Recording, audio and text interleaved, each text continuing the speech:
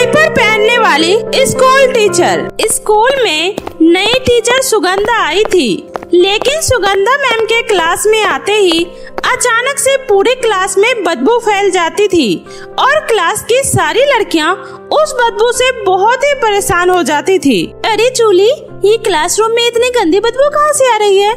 ऐसा लग रहा है जैसे किसी ने क्लास में गंदी पोटी कर दी हो। हाँ यार, सही कह रही हो, मुझे लगता है ये बदबू टॉयलेट से आ रही है। जब से कमला आंटी गांव से वापस आई है तब से वो टॉयलेट का अच्छे से सफाई नहीं करती है। अरे ऐसे तो हम बीमार पड़ जाएंगे। हमें जल्दी ही कमला आंटी की शिकायत प्रिंसिपल मैम से करनी होगी, वरना हम इतनी बदबू में पढ़ाई कैसे करेंगे। क्लास खत्म होने के बाद जूली, रानी और कंचन प्रिंसिपल मैम के पास जाती है और उन्हें सारी बातें बताती है। उन लड़कियों की बात सुनकर प्रिंसिपल मैडम सफाई कर्मचारी कमला को अपने पास बुलाती है। क्या बात है कमला, आजकल तुम टॉयलेट की सफाई नहीं कर रही हो? तुम्हारी वजह से बच्चों को कितनी परेशानी हो रही है। पूरे क्लास में बदबू ही बदबू फैल रहा है, ऐसे में बच्चे पढ़ाई कैसे करेंगे? देखो कमला, मुझे स्कूल में सफाई चाहिए।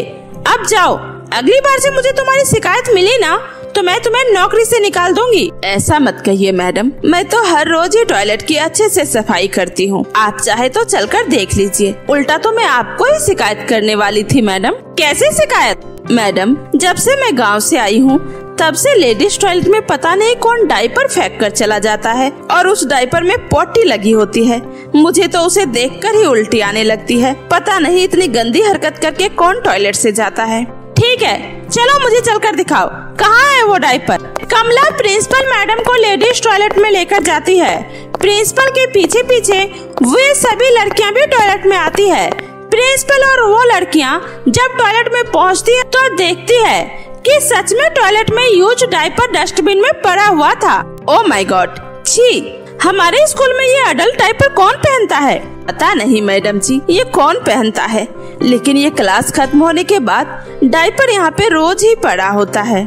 कमला, अब से तुम इस बात का पता लगाओ कि आखिर हमारे स्कूल में डायपर कौन पहनता है, और जैसे इस बात का पता चले फौरन आकर मुझे बताओ। ठीक है मैडम जी। उसके बाद प्रिंसिपल मैडम अपने कैबिन में जा रही थी, तभी उधर से सुगंधा मैडम गुजरती है। छी छी, इतनी गंदी बदबू! लेकिन ये बदबू सुगंधा मैडम के आते ही क्यों आई? शायद मैं अभी टॉयलेट से आई हूँ, इसलिए मुझे ऐसा लग रहा है। आज तो सारा मूड ही खराब हो गया। इधर सुगंधा मैडम अपने क्लास में आती है, तभी सुगंधा मैडम को देखकर जूली कहती है, रानी सुनना, वो देख सुगंधा मैडम की पैंट कितनी फूली फूली है। ऐसा लग रहा है जैसे उन्होंने डायपर पहन रखा हो। हाँ यार, तू बिल्कुल सही कह रही है। हो ना हो, हमारे स्कूल में डायपर पहनकर आने वाली टीचर सुगंधा मैडम ही है।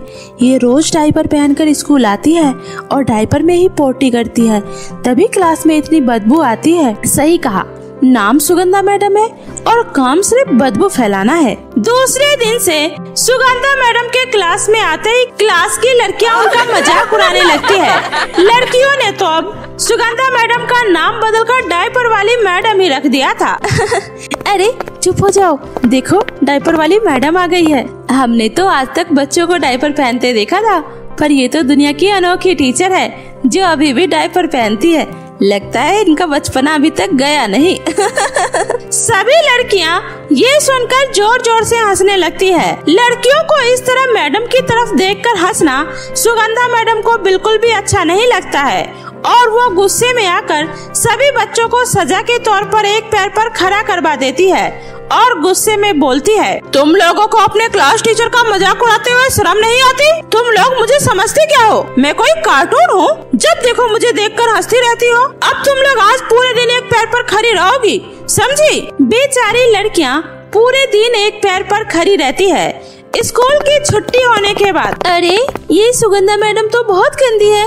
एक तो खुद की हरकत इतनी गंदी है, ऊपर से हमें ही सारा दिन एक पैर पर खड़ा करवा दी। हाँ, शायद उन्हें इस बात का एहसास नहीं है कि उनकी वजह से हमें कितनी परेशानी हो रही है। हमें जल्दी ही कुछ करना होगा। हमें ये बात अब प्रिंसिपल मैडम को बतानी होगी। अब वही इसका उपाय ढूंढेगी। लेकिन प्रिंसिपल मैडम हमारी बात का विश्वास कैसे करेगी?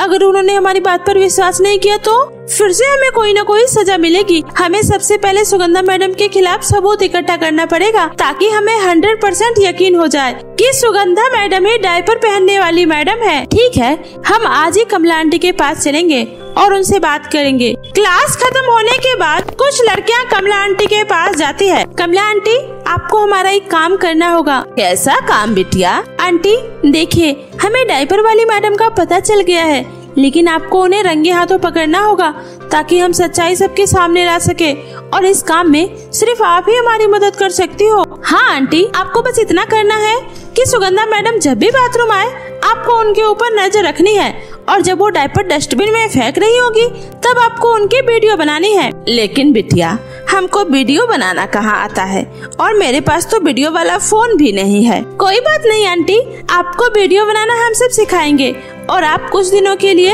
हमारा फोन अपने पास रख लीजिए। और इस तरह जूली अपना फोन कमला आंटी को दे देती है और उन्हें वीडियो बनाना भी सिखा देती है। उसके बाद सभी लड़कियां क्लासरूम में चली जाती है और आपस में बातें करने लगती है। देखना, हमारा शक एकदम सही निकलेगा। हाँ यार, जैसे ही सुगंधा मैडम क्लास में आती है तभी बदबू फैलती है। इधर कमला बाथरूम में हर किसी पर नजर रखने लगती है। तभी उसे सुगंधा मैडम बाथरूम की तरफ आते हुए दिखाई देती है। मुझे कैसे भी करके आज इनकी सच्चाई सबके सामने लानी ही होगी।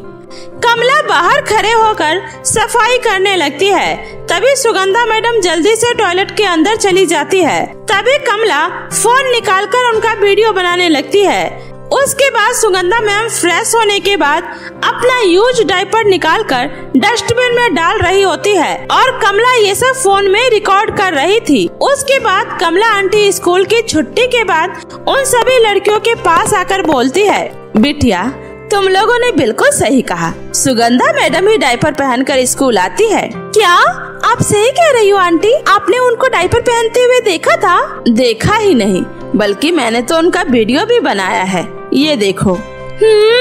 हमारा शक बिल्कुल सही निकला। अब कल हम ये सबूत लेकर प्रिंसिपल मैडम को दिखाएंगे। हाँ, हम ऐसा ही करेंगे। इस सुगंधा मैडम के चक्कर में पूरे क्लास में बदबू ही बदबू फैल गई है। इनकी वजह से तो हम ठीक से पढ़ भी नहीं पाते। हाँ, अब हमें सुगंधा मैडम को सबक सिखाना पड़ेगा। उन्हें एहसास दिलाना पड़ेगा कि वो विद्या के मंदिर में आकर कितना गलत कर रही है। अगले दिन सुगंधा मैडम क्लास में आई तो सभी लड़कियां आपस में खुसुर फुसुर करने लगी। जूली और रानी, तुम दोनों ने पूरे क्लास की लड़कियों को बिगाड़ कर रख दिया है। क्या तुम दोनों का पढ़ाई में बिल्कुल भी मन नहीं लगता? मैम, हमारा पढ़ने में तो बहुत मन लगता है, लेकिन जैसे ही आप क्लासरूम के अंदर आती हैं, वैसे ही न जाने कहां से बदबू का झोंका आ जाता है और हम सबका ध्यान भटका देता है। ये तुम क्या कह रही हो? तुम्हारा दिमाग तो ठीक है ना? मतलब पढ़ने का मन नहीं है, इसलिए अच्छा बहाना बनाया है तुमने। नहीं मैम, जूली बिल्कुल सही कह रही है। बदबू सिर्फ हम दोनों को ही नहीं, बल्कि पूरे क्लास को आती है। क्यों लड़कियों? हाँ, बदबू आती है। ये क्या तमाशा है? तुम लोग बहुत ही बदतमीज हो। तुम्हें तो इसकी सजा मिलेगी। किसे सजा मिलेगी? ये तो आपको प्रिंसिपल मैडम ही बताएंगी।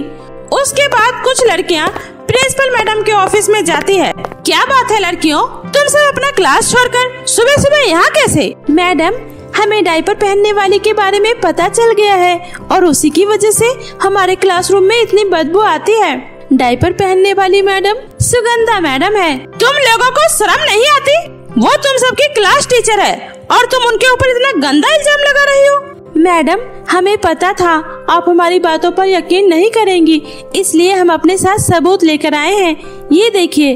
उसके बाद सभी लड़कियां प्रिंसिपल मैडम को वीडियो दिखाती है। वीडियो देखने के बाद प्रिंसिपल मैडम कहती है, अच्छा ये बात है, अब तुम लोग अपने क्लास में जाओ, अब मैं देखती हूँ। उसके बाद प्रिंसिपल मैडम सुगंधा मैम को अपने कैबिन में बुलाती है। यस मैडम, आपने मुझे बुलाया? हाँ, अंदर आ जाइए सुगंधा जी। सुगंधा मैडम कुर्सी पर बैठने ही वाली होती है, तभी प्रिंसिपल मैडम उन्हें खड़े रहने के लिए कहती है। नहीं, आप खड़े रहिए। सुगंधा मैडम को खुद की बहुत इंसल्ट महसूस होती है, लेकिन वो वहीं पर खड़ी रहती है। सुगंधा जी, आप डायपर पहनकर स्कूल आती हैं। आपको पता भी है आपकी इस हरकत की वजह से स्कूल के सभी बच्चे कितने परेशान हैं। आपकी वजह से हमारे स्कूल का माहौल खराब हुआ है, इसलिए मैं आपकी 1 महीने के लिए इस स्कूल से छुट्टी कर रही हूँ, ताकि आप अपना अच्छे से इलाज करवा कर सही होकर ही स्कूल आएं। नहीं मैडम, ये आप क्या कह रही हैं? मैं डायपर नहीं पहनती। अच्छा, फिर ये क्या है? उसके बाद प्रिंसिपल मैडम खुशबू मैडम को वीडियो दिखाती है। आई एम सॉरी मैडम, मुझे माफ कर दीजिए। मेरे पेट खराब की बीमारी से तंग आकर मैंने डायपर पहनना स्टार्ट कर दिया था।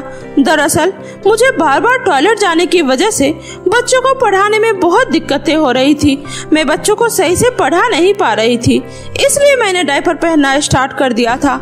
इस बात का किसी को पता न चले, इसलिए मारे शर्म के मैंने ये बात आप सबसे छुपाई। आपको पता भी है आपकी इस शर्मनाक हरकत की वजह से बच्चों पर इसका क्या असर पड़ेगा? क्या हम इस तरह बच्चों को स्वच्छ रहना सिखाएंगे? इस तरह बच्चों के दिल में एक शिक्षक की क्या छवि रह जाएगी? आई एम सॉरी मैडम, आगे से ऐसा नहीं होगा। अब मैं अपनी समस्याओं का सबसे पहले इलाज करवाऊंगी। हाँ, आप किसी अच्छे डॉक्टर से सबसे पहले अपना इलाज करवाइए और जब आप पूरी तरह से ठीक हो जाएंगी तभी आप स्कूल आइएगा। ठीक है मैडम।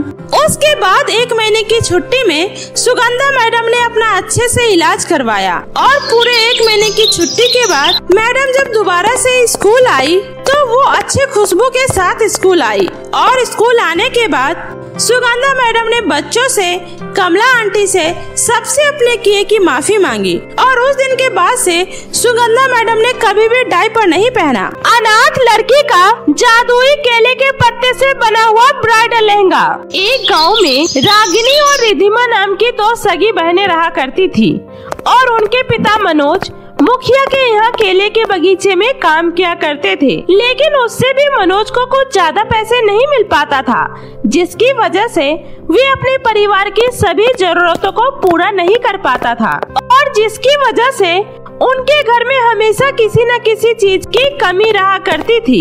लेकिन फिर भी वे दोनों बहनें आपस में बहुत ही प्यार से रहा करती थी। लेकिन समय के साथ साथ जैसे ही दोनों बहनें बड़ी होने लगती है और अपने घर से बाहर निकलने लगती है, तभी उस गांव के सबसे अमीर आदमी चंद्र प्रसाद की इकलौती बेटी काव्या की दोस्ती रागिनी से हो जाती है। जिसके बाद रागिनी कहती है, क्या बात है काव्या, तेरा कमरा तो किसी महल से कम नहीं लग रहा है। क्या तू इस कमरे में अकेले रहती है? और नहीं तो क्या, ये कमरा सिर्फ मेरा है। लेकिन तू ऐसे क्यों पूछ रही है?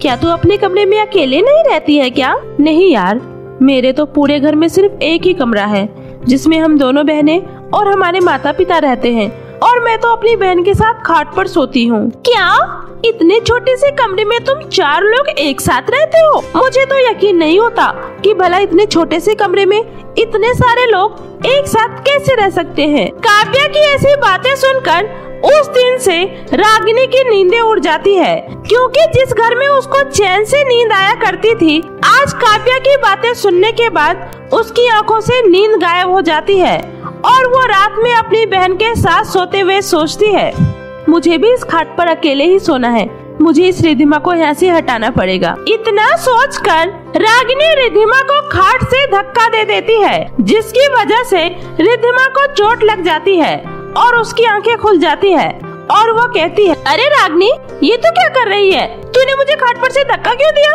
अरे मैंने तुझे जानबूझकर धक्का थोड़ी ना दिया है, वो मुझे नींद में हाथ पैर मारने की आदत है। अच्छा, लेकिन अभी तक तो तुझे ऐसी कोई आदत नहीं थी, फिर अचानक से तुझे ऐसी आदत कहाँ से लग गई?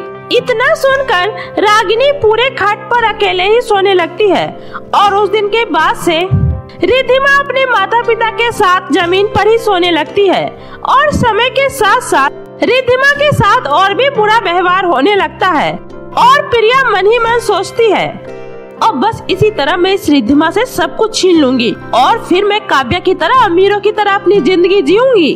और इस तरह रागिनी और काव्या की दोस्ती गहरी होती गई और वही रागिनी अपनी बहन रिधिमा से दूर होती गई, क्योंकि रागिनी को अब हर चीज महंगी और सुंदर चाहिए होती थी, जिसकी वजह से वो हमेशा अपने माता पिता को भी गरीबी को लेकर ताने मारा करती थी और उसकी ऐसी बातें सुनकर उसके माता पिता को बहुत बुरा लगता था। तब एक दिन मनोज रागिनी से कहता है, देख बेटी रागिनी, हम उस काव्या का मुकाबला नहीं कर पाएंगे, क्योंकि उसके पिता 2 नंबर का धंधा करके इतना पैसा कमाते हैं, लेकिन हम तो इज्जत के थोड़े बहुत पैसों में बहुत खुश हैं।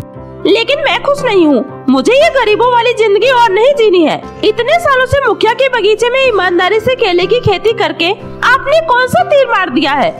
रागिनी की ऐसी बातें सुनकर मनोज पूरी तरह से टूट जाता है और उस दिन के बाद से वो रागिनी को कुछ भी नहीं कहता था, जिसकी वजह से रागिनी अपने हिसाब से अपनी जिंदगी जीने लगती है। और देखते ही देखते अब दोनों बहनें भी बड़ी हो जाती है और रागिनी एक अमीर लड़के से प्यार करने लगती है, जो कि काव्या का ही एक दोस्त होता है।